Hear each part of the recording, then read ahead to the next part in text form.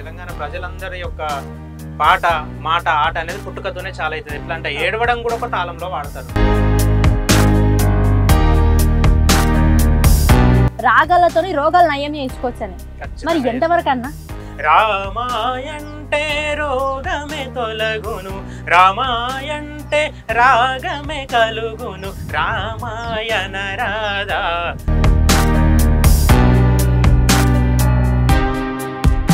అన్న పాటకి సంగీతానికి ఆరోగ్యానికి ఉన్న అంతరంగ అనుబంధం ఏందన్నా? చాలా చక్కటి క్వశ్చన్ అడిగింది చెల్లె.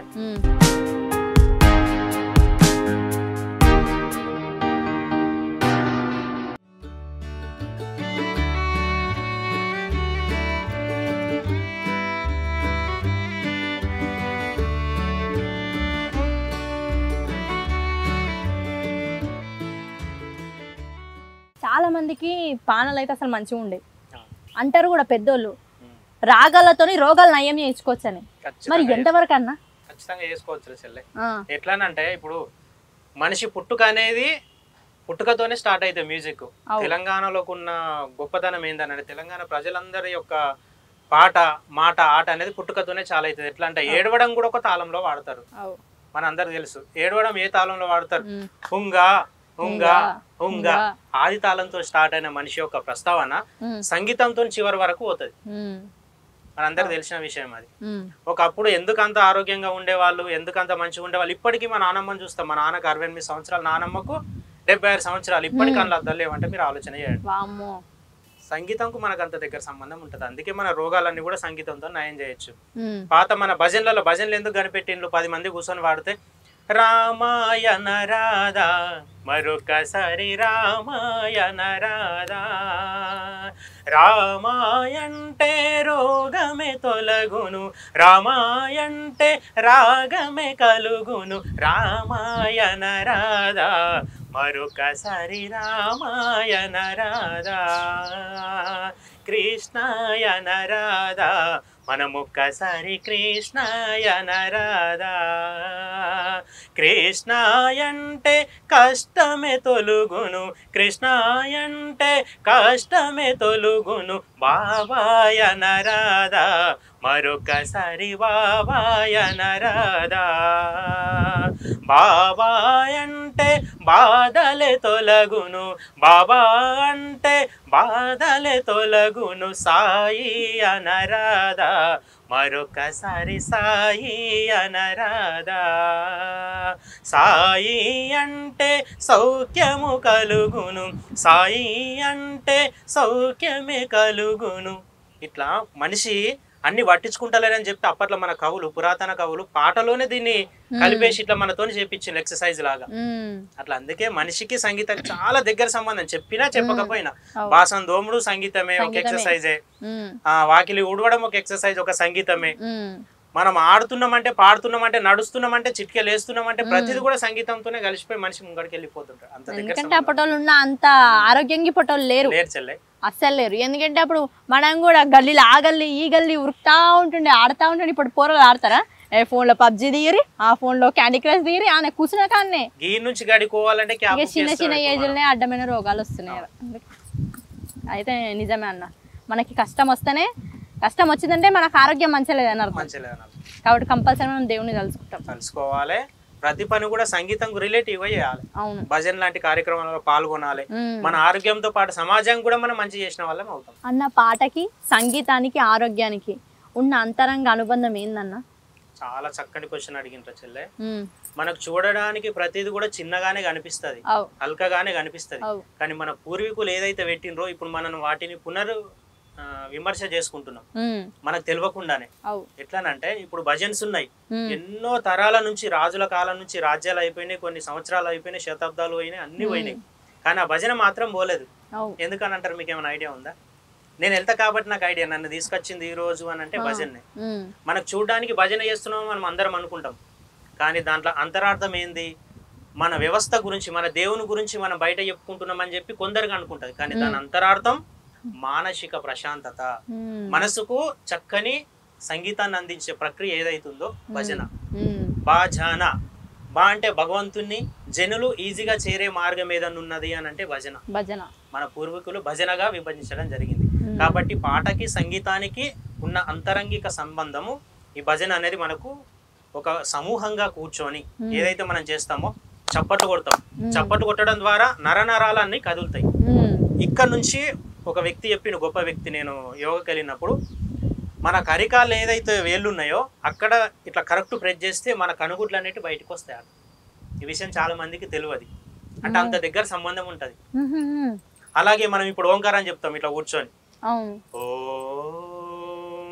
నమః శివాయ ఓం నమః శివాయ అనే పంచాక్షరి మంత్రము నాభి నుంచి అంటే కడుపు నుంచి మనం ఎప్పుడైతే ప్రశాంతంగా ఒక 5 నిమిషాలు ప్రతి వ్యక్తి చేస్తాడో ఆయనకు శ్వాసకు సంబంధించిన ఏ రోగాలు కూడా రావు. ఈ రోజులలో చేస్తున్నారా? ఆరోగ్యం మంచి లేదంటే తప్ప మనకు ఆరోగ్యం గురించి ప్రస్తావన రాదు. అటువంటి వ్యవస్థ అయిపోయింది. అందుకే మన పూర్వీకులు ఖచ్చితంగా భజన ఉండాలి. భజన ఉంటే శుక్లాం వరదరం విష్ణు అనే మంత్రంతో చాలు చేసి ఓంకారంతో చాలు చేస్తాం. ఓంకారం చాలు చేసినప్పుడు ఎక్కడి నుంచి చాలా అవుతుంది? కడుపు నుంచి చాలా అవుతుంది. కడుపులో ఉన్న ఏవైతే అంతరంగిక రోగాలు అనేటివి ఉంటాయి, బహిరంగక రోగాలు అనేటివి ఉంటాయి. అంతరంగిక రోగాలు అంటే లోపల పడే బాధలు, పైనకి మంచిగా కనిపిస్తున్నాయి లోపల లోపల కూడా రోగాలు అనేవి, లోపల ఉండే రోగాలు అది కడుపు నొప్పి. అది ఎట్లా పోవాలి? ఓంకారం చేయాలి. డైలీ 21 టైమ్స్ ఖచ్చితంగా చేయాలి. నేను ఇప్పుడు నా దినచర్య చెప్తా. నేను లేవగానే బ్రష్ చేసుకున్న తర్వాత కూర్చొని 1 లీటర్ వాటర్ తాగుతా. అన్ని రకాలుగా చాలా మేలైతే. ఇది కూడా వాటర్ థెరపీ అంటారు. మన మంతెన సత్యనారాయణ రాజు చేస్తాడు. మన అందరం పాటిస్తున్నాం. ఇప్పుడు ప్రతి మనిషి కిడ్నీకి సంబంధించిన రోగాలు కూడా వస్తున్నాయి. ఎందుకు వస్తున్నాయి? వాటర్ 1 లీటర్ తాగితే కూడా నాకు కష్టం అయిపోతుంది అని అంటారు. అదే బయట మాత్రము ఎన్ని బీర్లు తాగినాం కాదు, ఎన్ని కోటర్లు తాగినాం కాదు. అంటే ఆరోగ్యం మనిషి ఎట్లా ఖరాబ్ చేసుకుంటుండు, ఎందుకు దూరం చేసుకుంటుండు అనే దాని గురించి దానికంటే అనవసరమైన విషయాలు ఎక్కువ పట్టించుకుంటుండు కాబట్టి ఆరోగ్యంగా ఉండలేకపోతుంది. కాబట్టి నేను ఏం చెప్తున్నా అంటే ప్రతి మనిషికి ఏవైతే సాధ్యమవుతుందో పొద్దున లేవగానే వాటర్ తాగడం అందరికీ సాధ్యమవుతుంది, తాగాలి. ఎవరైతే ఖచ్చితంగా వాళ్ళ ఐటు పర్సనాలిటీని బట్టి వాటర్ ఖచ్చితంగా తీసుకుంటారో 99% రోగాలు పోతాయి అనడానికి గ్యారంటీ నేను ఇస్తాను. ఖచ్చితంగా చేయండి. కాబట్టి ప్రతిది కూడా సంగీతానికి రిలేటివ్గా ఉంటుంది. మనం తీసుకునే ఏవైతే ఆహారపు అలవాట్లు ఉంటాయో దానికి దీనికి దగ్గర అంతరంగిక సంబంధం అనేది ఉంటుంది. అంతరంగిక అంటే ప్రతిదానికి అర్థము పర్థము అంతరార్థం అనేది ఉంటుంది కదా, దానికి సంబంధిక దగ్గరగా ఉంటుంది. అయితే ఆరోగ్యంగా ఎట్లా మంచిగా ఉండాలి, మనము ఎట్లా మంచిగా ఉంచుకోవాలి? మనిషి తెలియకుండానే ఆరోగ్యంగా ఉండే విధంగా మన పూర్వీకులు ఒక మంచి చక్కని పాట అందించింది మనకు. మనసారా హరి భజన చేయరా నోరారా నారాయణానరా, పాటే రాదని ప్రజలు నగుదురని పాటకు సరియగు తాళము లేదని, పాటే రాదని ప్రజలు నగుదురని పాటకు సరియగు తాళము లేదని, భయము బిడియము నీవు వదలరా, మనసారా హరి భజన చేయరా నోరారా నారాయణానరా, పాటయు తాళము గాత్రమున్నను మనసే లేని స్మరణే హృదరా, మనసొక చోట తను ఒక చోట, నీ మనసొక చోట తను ఒక చోట, ఉన్న మానవుని జన్మయ హృదరా, మనసారా హరి భజన చేయరా నోరారా నారాయణానరా, యోగి అయిన మహభోగి అయిన పూర్వజన్మ సుకృతము లేనిదే, యోగి అయిన మహభోగి అయిన పూర్వజన్మ సుకృతము లేనిదే, నారాయణని నామస్మరణ చే నరకపు బాధలు తొలగునురా, మనసారా హరి భజన చేయరా నోరారా నారాయణానరా, పాటే రాదని ప్రజలు నగుదురని పాటకు సరియగు తాళము లేదని, పాటే రాదని ప్రజలు నగుదురని పాటకు సరియగు తాళము లేదని, భయము బిడియము నీవు వదలరా, మనసారా హరి భజన చేయరా నోరారా నారాయణానరా. దీంట్లో మీరు వేరియేషన్స్ గమనించిందా చెల్లె? మనసారా హరి భజన చేయరా, నేను పలికే విధానం గమనించండి. మనసారా హరి భజన చేయరా, హరి అనగానే లోపల ఉన్న ఏదైతే చెడు వాయువు చెడు శ్వాస బయటికి వెళ్ళిపోతుంది. అంటే ఆటోమేటిక్ గా మనకు తెలియకుండానే మ్యూజిక్ థెరపీ అని అంటాం కదా, ఇప్పుడు ఈ రోజులలో నడిచేది మ్యూజిక్ థెరపీ చేస్తున్నాం. మనసారా హరి భజన చేయరా నోరారా నారాయణ, తెలియకుండానే ధ్యానం చేస్తున్నాం. నోరారా నారాయణానరా, ధ్యానం కూర్చున్నప్పుడు ఓం ఎట్లా చేస్తున్నాం? నోరారా నారాయణానరా. ఆ విధంగా అందుకే ప్రతి మనిషి కూడా పుట్టుకతోని చాలైన సంగీతము చనిపోయినప్పుడే పోతుంది. చనిపోయినప్పుడు కూడా శంఖం పాడతారు కదా అవును ఊ అని, అది కూడా ఒక రిధం పరంగానే తీసుకుంటారు. కానీ మనిషి గమనిస్తలేడు. ఈ నడుస్తున్న యాంత్రిక యుగంలో కావలసిన దానికంటే అనవసరమైన విషయాలపైన ఎక్కువ నడుస్తున్నాడు. ఇప్పుడు ఒక హాఫ్ కిలోమీటర్ ఉన్నా గానీ క్యాబ్ బుక్ చేసుకుంటున్నాడు, లేకపోతే బైక్ బుక్ చేసుకుంటాడు. అదే ఒక ½ అవర్ నడిస్తే కాళ్ళకి మంచి ఎక్సర్సైజ్ జరుగుతుంది కదా. ఎప్పుడైతే కాళ్ళకి ఎక్సర్సైజ్ జరుగుతుందో, పొట్ట పెరగదో, కుక్కలు ఎంబడబట్ట మనం ఉరకచ్చు. కుక్కలు ఎంబడబట్ట ఉరకరాని దౌర్భాగ్య పరిస్థితికి చేరాడుతున్నాం మనం. ఉరుకుడు ప్రాక్టీస్ కుక్కలు కూడా గర్వై. కాబట్టి నేనేమంటున్నా అంటే ప్రతి మనిషికి ఎక్సర్సైజ్ కసరత్ అనేది దేవతలు సైతం చేసిండు ఒక్కొక్కరు 1000 సంవత్సరాలు. మనం ఇప్పుడు మన జమాన్లో ఇప్పటికీ మన నాన్నమ్మ బతుకుందంటే నాకే షాక్ అనిపిస్తుంది. అద్దాలు కూడా లేవు, చేతి కట్టె కూడా లేదు. మా నాన్నకి 68 సంవత్సరాలు అద్దాలు పెట్టుకుండు, మా నాన్నమ్మకి ఇప్పటికి అద్దాలు లేవు. వాళ్ళు తినే తిండి అట్లుండే తినే కానీ ఏదేమైనా నేనేమంటారా చెల్లె, మనకైన పనులు మనమే చేసుకోవాలి. బట్టలు ఉతుకోవడం కూడా ఒక మంచి ఎక్సర్సైజ్. ఈ యోగాసనంలో పేర్లు నాకు గుర్తుకొస్తలేదు కానీ ఉతికి పిండి ఆరేయడం కూడా ఒక ఎక్సర్సైజ్, ఊడవడం కూడా ఎక్సర్సైజ్. తెలియకుండా ఇన్ని ఎక్సర్సైజులు ఉన్నాయి కానీ ఇవి కూడా మనం చేస్తలేం. ఇంకొకరు చేస్తే మంచిగా ముఖం కూడా రేపటి రోబోలు వస్తే వీటితో చేపించుకున్న దౌర్భాగ్య పరిస్థితి. అందుకే పొద్దుగా లేచి ఆకిట్లు ఊడవాలా, సాంపు చల్లాలనేది అదొక ఎక్సర్సైజ్ కాబట్టి అనుకుంటాం కానీ మగవాళ్ళు కూడా చేస్తారు కొన్ని. అవును చేస్తారు. అంటే మన ఇంట్లో పనిలోనే ఇంత ఎక్సర్సైజ్ ఉంది కానీ ఎవరు తెలియదు. అప్పటి వాళ్ళు ఆరోగ్యంగా ఉన్నారంటే గిందికే మరి ఇంట్లో పని చేసుకుంటా గంత ఎక్సర్సైజ్ ఏమి లేకుండా గంత ఆరోగ్యంగా ఉన్నారు. ఇప్పటి వాళ్ళు అయితే అన్ని ఎక్సర్సైజులు జిమ్ములు వేసుకుంటా కూడా ఏదో రోగం. అంతే డిపెండెన్సీ అనేది మనకైతే. అవును నిజమన్నా, మస్తు మంచిగా చెప్పారు అన్న. అట్లనే ఈ రోజుల్లో ఆరోగ్యం పట్ల అంటే శ్రద్ధ ఎంతమంది తీసుకోవటారో తెలియదు కానీ మస్తు మంది అయితే అనారోగ్యం పాలే అవుతున్నారు. దవాఖానలకు పోయేటోళ్ళు ఎక్కువ ఉన్నారు అక్కడ నుంచి బయటకు వచ్చేటోళ్ళకన్నా. మరి దీని గురించి మీరేమంటారు అన్న? ఇంకా చాలా మంచి క్వశ్చన్ వేసిండ్రా చెల్లె మీరు. ప్రతి మనిషికి కూడా ఆరోగ్యంగా ఉంటా అంటే తీరం కొద్ది తిండి, సుఖం కొద్ది నిద్ర. ఏ మనిషికి అయితే ఉండదో వాడి కోట్ల ఆస్తి ఉన్నా, బంగ్లాలు ఉన్నా, మిద్దెలు ఉన్నా లాభం లేదు, అంతా వృధనే. మృతవారం ఉండకూడదు అన్నట్లు అయిపోతుంది మన తెలంగాణ సామెత ప్రకారం. అంటే నేను లేస్తేనే నాకు ఏదైనా అవుతుందేమో, ఎక్కువసేపు అనుకోకపోతే నేను చచ్చిపోతానేమో అనే వ్యవస్థలో మన జనరేషన్ అనేది బతుకుతుంది. మనం ఒక 20 ఏళ్ల క్రితం కనుక చూసుకున్నట్లయితే ఇప్పటికి 20 ఏళ్ళ ఎందుకు చెల్లె, ఇప్పటికి కూడా నాకు తెలిసిన వాళ్ళు కొన్ని ఏరియాలలో, మెదక్ జిల్లా ఏరియాలలో ఇప్పటికి బస్ ఫెసిలిటీ ఉండదు. కిలోమీటర్ గానీ, 2 కిలోమీటర్లు గానీ, 10 కిలోమీటర్లు గానీ, 20 కిలోమీటర్లు గానీ ఇప్పటికీ నడిచిపోతున్నారు. ఆరోగ్యం పైన అంత దృష్టి సాధిస్తున్నారు మన వాళ్ళు. మన యూత్ ఒక 18 సంవత్సరాల నుంచి 20 సంవత్సరాల లోపు ఎవరైతే యూత్ ఉన్నారో కొందరు చేస్తున్నారు, ఒక 10% చేస్తున్నారు. మిగతా 90% అందరూ కూడా నాకు బైక్ ఉంది కదా ర్యాపిడోలో బుక్ చేసుకుంటా, కారు ఉంది కదా ఓలోలో బుక్ చేసుకుంటా అనే టైప్లోనే ఆలోచన చేస్తున్నారు. మనకు పైసలు అందుబాటులో ఉన్నాయని ఆలోచన చేస్తున్నారు. కానీ ఓ 10 నిమిషాలు నడిస్తే నాకు ఆరోగ్యం బాగుంటుందేమో, ఆరోగ్యం బాగుంటే కడుపు నిండా తింటనేమో. కొందరు ఎట్లున్నా సరే చూడడానికి మంచిగా కనిపిస్తారు, లోపల ఉండే రోగాలు అస్సలు బయట కనిపించదు. ఎక్కువ తింటే నాకు ఎసిడిటీ వస్తుందేమో, కారం తింటే నాకు బీపీ వస్తుందేమో, ఇంకా తింటే ఏదో షుగర్ వస్తుందేమో టైపులోనే మొత్తం బాడీ తయారు చేసుకుంటున్నాం. ఇప్పుడు యోగాలో ఒకటి ఉంటుంది రచెల్, ఆక్యుప్రెషర్ అనేది ఉంటుంది. ఈ చేయితో ఇట్లా తీసుకొని ఇట్లా రైట్ చేయితోని ఎడమ చేయి పైన ఇట్లా గట్టిగా ప్రెస్ చేయాలి. ఇట్లా ప్రెస్ చేసిన తర్వాత ఇవి గీతల పైన ఇట్లా ఇట్లా ఇది అయిపోయిన తర్వాత దీన్ని కూడా సేమ్ టైప్ లో ప్రతి మనిషి కూడా ఒక 5 నిమిషాలు చేయొచ్చు. ప్రతి మనిషి చేయడానికి ఆస్కారం కూడా ఉంది కానీ చేస్తారా? ఇది కూడా చేయరు. ఇది ఒక్క ఎక్సర్సైజ్ చేస్తే బాడీకి కావలసిన ఎన్ని ఎక్సర్సైజులు ఉన్నాయి అన్ని ఎక్సర్సైజ్లు కవర్ అయిపోతాయి. ప్రతి నరం కూడా కదులుతుంది. చాలా మందికి తెలుసు కానీ చేస్తారా? చెయ్యరు. డీజే అవసరం లేకపోయినా చేస్తారా? పొల్యూషన్ అవసరం లేకపోయినా చేద్దామంటే చేద్దాం, అట్లా తయారవుతున్నారు. కాబట్టి ప్రతి మనిషి ఆరోగ్యంగా ఉండడానికి ప్రయత్నం చేయండి. ఒక 20 నిమిషాలు అయినా సరే ఎక్సర్సైజ్ చేయడానికి ప్రయత్నం చేయండి. ఈ శరీరం అనే దేహము మిషిని, ఇది అంతు చిక్కని గొప్ప మిషిని.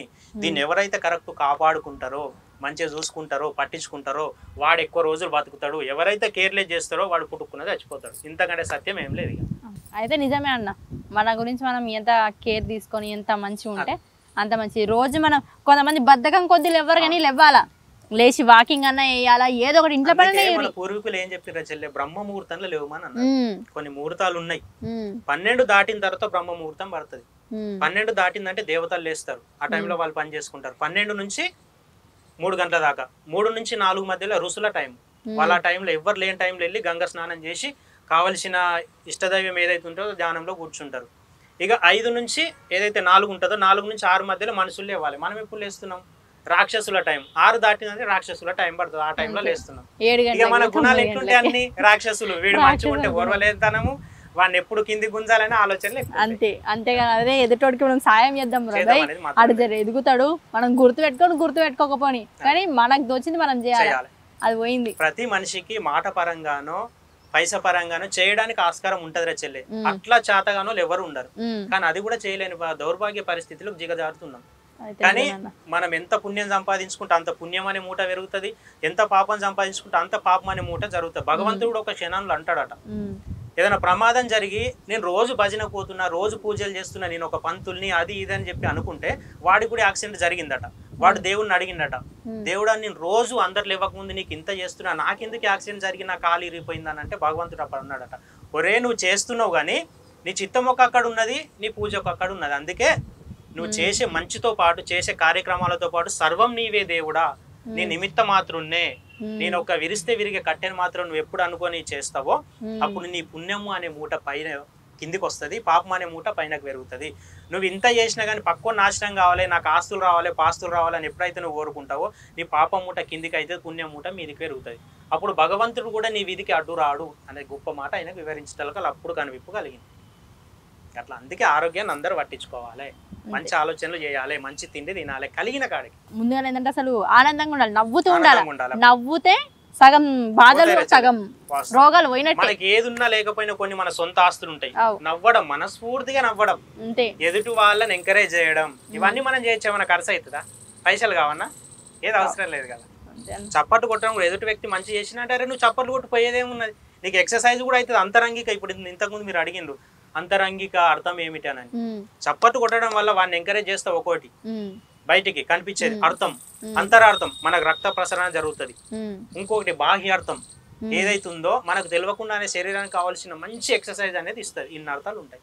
ఈ ఛానల్ ద్వారా ఇంత మంచి కార్యక్రమాన్ని మీరు అందరు చూసిండ్రు కాబట్టి ఈ రోజు నుంచి అయినా సరే ఆరోగ్యం పైన దృష్టి పెంచండి, ఆరోగ్యాన్ని మంచిగా చేసుకోవడానికి ప్రయత్నం చేయండి. ప్రతిరోజు ఒక 20 నిమిషాలు ఎక్సర్సైజ్ చేయండి.